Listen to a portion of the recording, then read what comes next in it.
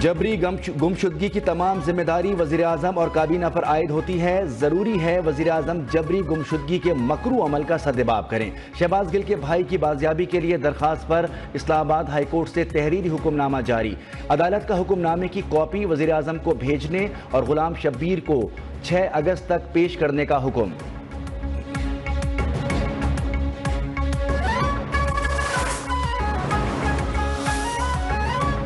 9 مئی واقعات پر معافی مانگنے کو تیار، لیکن پہلے غلطی ثابت کی جائے۔ وزیر اعلیٰ کے پی علی امین گنڈاپور کا اعلان، کہا جو غلطی ثابت ہوئی اس پر معافی مانگنے کو تیار ہیں۔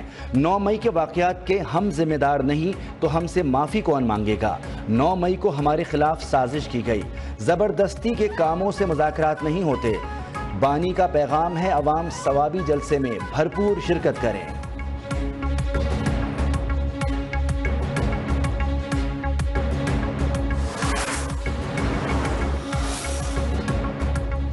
پاکستان معاشی مشکلات سے دوچار ہے، چند عناصر ملک کو ترقی کرتا دیکھنا نہیں چاہتے۔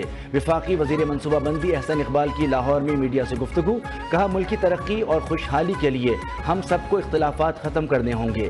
IMF کا پروگرام مسائل کا حل نہیں، میڈ ان پاکستان مصنوعات کو دنیا بھر میں پہنچانا ترجیح ہے۔ برآمدات کو فروغ دے کر ہی ہم قرضوں سے جان چھڑا سکتے ہیں۔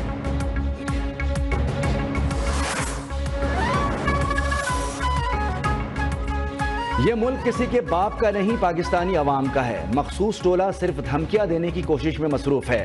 وفاقی وزیر امیر مقام برس پڑے، کہا کہ جماعت اسلامی سے کہا ہے کہ آپ کے اور ہمارے مطالبات ایک ہی ہیں، وسائل میں رہتے ہوئے جو ریلیف ممکن ہوا دیں گے۔ بلال اظہر کیانی بولے، بانی PTI نے 9 مئی احتجاج کی کال کا اعتراف کیا۔ عوام کو فیصلہ کرنا ہوگا وہ 9 مئی والوں کے ساتھ ہیں یا مہنگائی کم کرنے والوں کے۔ 4 سال میں PTI حکومت نے سارے ادارے تباہ کر دیے، جاتے جاتے IMF سے معاہدہ توڑ کر ملک کو ڈیفالٹ کی طرف دھکیل دیا۔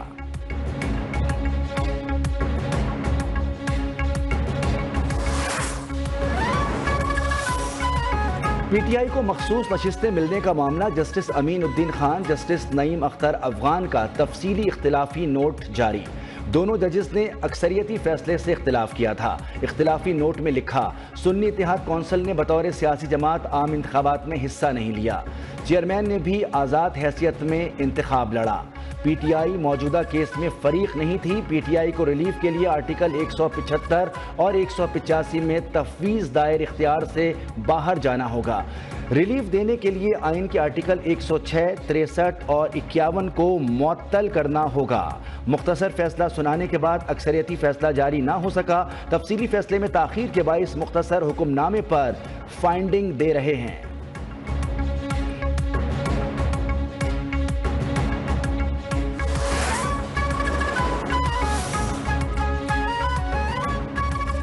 نیب ترمیمی آرڈیننس کے خلاف درخواست پر اٹارنی جنرل کو نوٹس۔ اسلام آباد ہائی کورٹ کے چیف جسٹس عامر فاروق نے تحریری حکم جاری کر دیا۔ لکھا، وکیل کے مطابق آرٹیکل 89 کے تحت قائم مقام صدر آرڈیننس جاری نہیں کر سکتا۔ ریمانڈ کے دورانیے میں اضافہ سیاسی انتقام کے لیے کیا گیا۔ فریقین درخواست پر شق وار جواب جمع کرائیں۔ کیس کو 6 اگست کو سماعت کے لیے مقرر کرنے کی ہدایت۔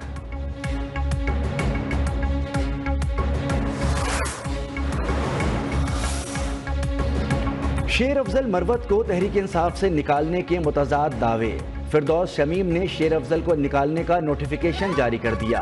PTI کور کمیٹی نے رکنیت منسوخی کی سفارش کی تھی۔ چیئرمین بیرسٹر گوہر معاملے سے لا علم نکلے، نوٹیفیکیشن جعلی قرار دے دیا۔ کہا، میں ایسے کسی فیصلے سے آگاہ نہیں ہوں، اگر مجھے علم نہیں تو پھر شیر افضل مروت کو کیسے نکالا جا سکتا ہے؟ شیر افضل مروت نے کہا کہ خان کا سپاہی تھا، ہوں اور رہوں گا، لیڈر کی رہائی کے لیے جو کوشش کر سکا کروں گا۔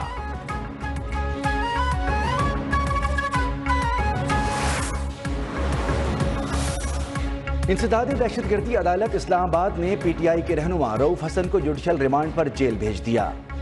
ATC جج طاہر عباس سپرا کی عدالت میں رؤف حسن کے ریمانڈ کی درخواست پر سماعت ہوئی۔ رؤف حسن کو CTD نے 1 روزہ جسمانی ریمانڈ مکمل ہونے پر پیش کیا۔ عدالت نے CTD کی 7 روزہ جسمانی ریمانڈ کی استدعا مسترد کر دی۔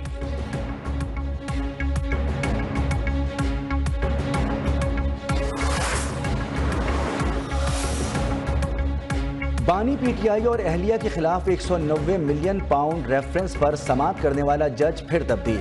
وکلائے صفائی کی مصروفیت کی وجہ سے تفتیشی افسر میاں عمر ندیم کے بیان پر جرح نہ ہو سکی۔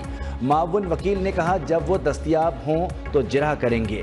بانی اور اہلیہ کو عدالت میں پیش کیا گیا۔ 190 ملین پاؤنڈ ریفرنس کی سماعت 7 اگست تک ملتوی۔